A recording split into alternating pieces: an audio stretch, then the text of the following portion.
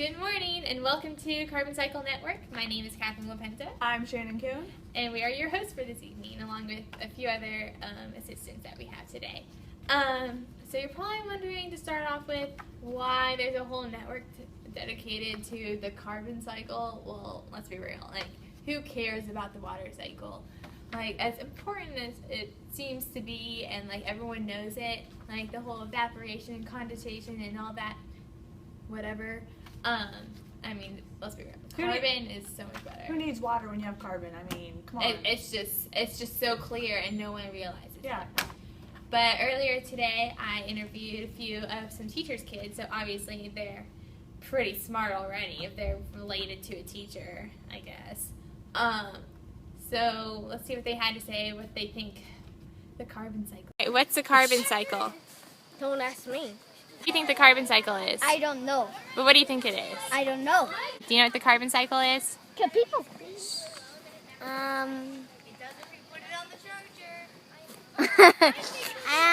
don't know that cycle.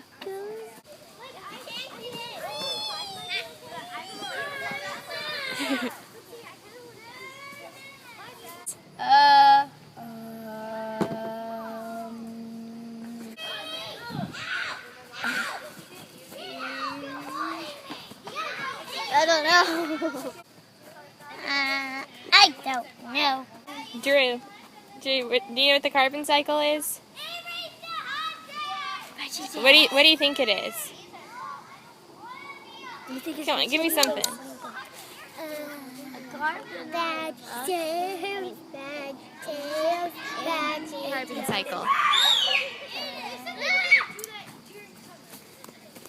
Car? No.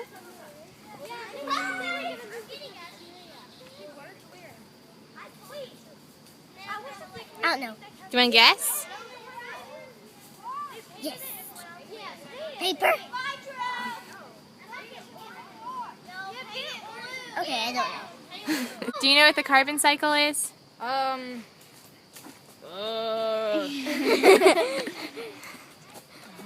You can guess.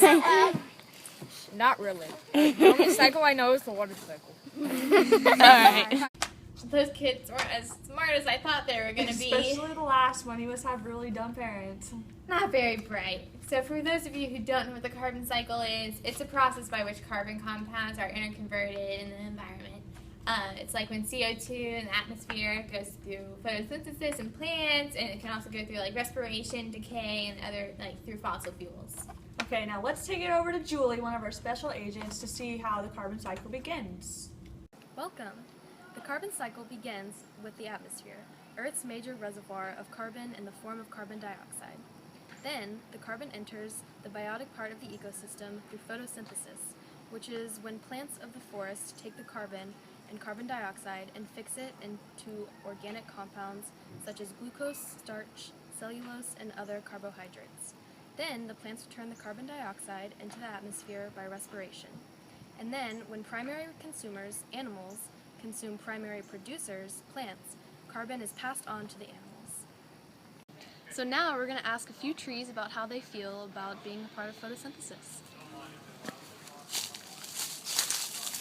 So tell me how you feel. Nice. Alright, so let's see how this one feels about it.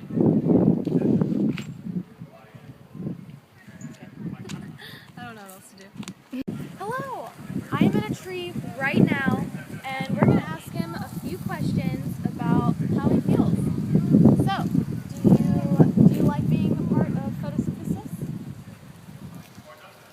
He's a little shy. How do you feel making your own food? Alright, well, the trees today don't seem to be too responsive, so now that I'm out of the tree, I'll talk to you guys later.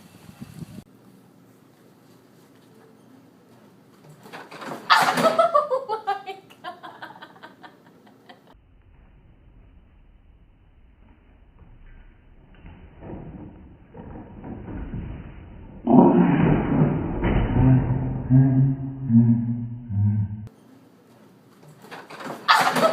Oh my god! I knew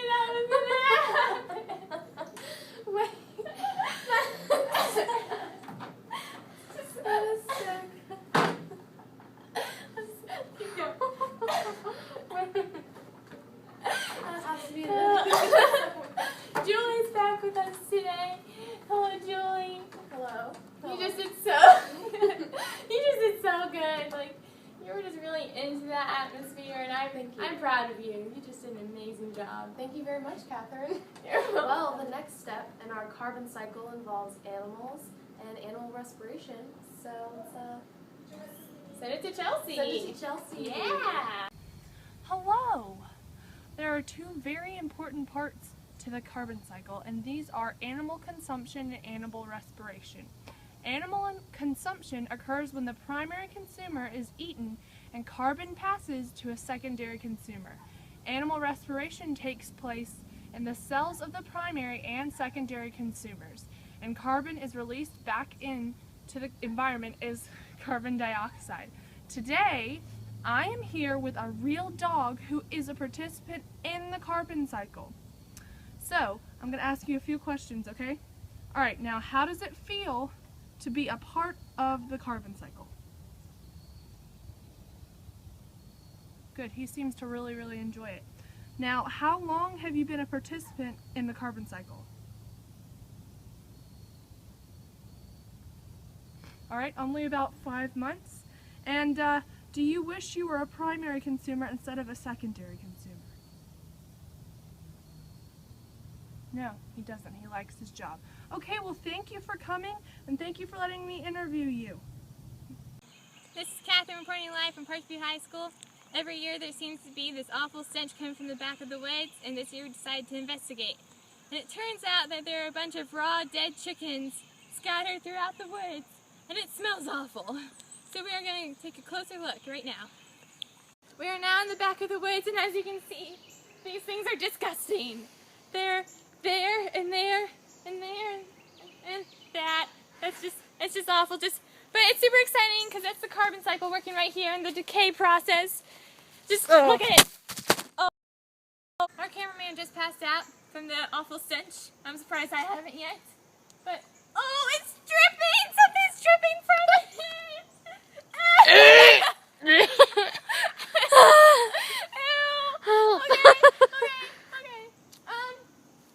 Right now, the carbon. Oh. Alright, I'm so sorry you guys had to see that. Let's take a quick moment to recover from that awful experience. Is everyone good? Alright. Great audience. Let's get back to Catherine. The carbon right now from this thing is decaying into the ground. It's for those that are laying on the ground.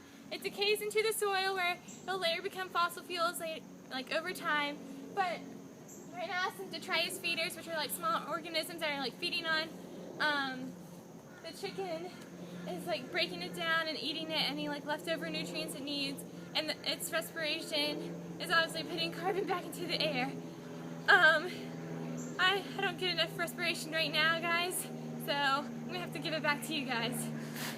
Alright, thanks Catherine. Let's take a quick commercial break. Don't go anywhere. You scared me. I didn't see you there. Alright, my name is Chelsea, and let's go learn about the carbon cycle.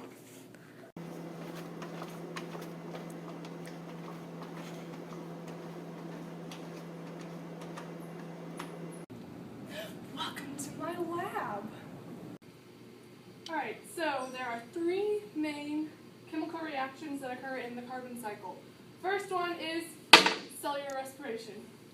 This happens when animals that eat plants or other animals incorporate carbon into the sugars, fat, and proteins derived from the ingested biomass into their bodies. Inside their cells, energy is extracted from the food through cellular respiration. It requires oxygen and produces carbon dioxide. The next chemical reaction is photosynthesis. This happens when plants use solar energy to turn atmospheric carbon dioxide into carbohydrates, or sugars. Organisms use these carbohydrates through processes of respiration. Alright, the last one is combustion. Combustion is when any organic material is reacted or burned in the presence of oxygen to give off products of CO2, H2O, and energy. We're reporting live from Dr. Cholmich's car. His car burns fossil fuels and produces carbon that goes into the atmosphere and contributes to the carbon cycle just as well as factories do and forest fires. The last part of the carbon cycle is the exchange with oceans. Some carbon dioxide from the air dissolves in oceans and combines with calcium to form calcium carbonate, which is incorporated into the shells of sea creatures. And when these shells decay, they transform into limestone, which over time dissolves and is exposed to water. Carbon is released from the limestone and it may return to the atmosphere. Thanks for watching. That's all we have for you today. So keep breathing out that carbon.